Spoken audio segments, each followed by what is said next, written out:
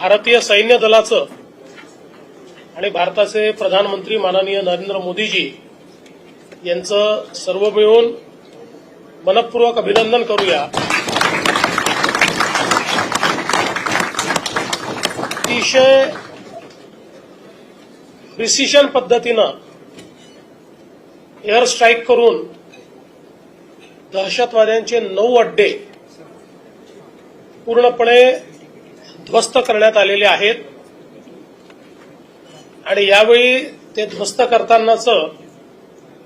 संपूर्ण shooting available असल्यामुळे कोणाला पुरावा मागण्याकरता स्कोप देखील राहिलेला नाही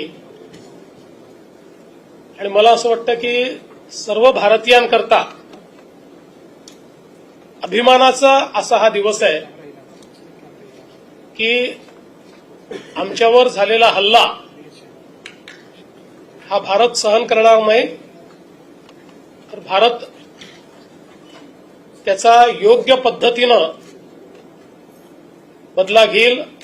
तो आपण आज घेतलेला आहे। आणि विशेषतः ऑपरेशन सिंदूर हे नाव मला असं वाटतं की अधिक बोलकं आहे,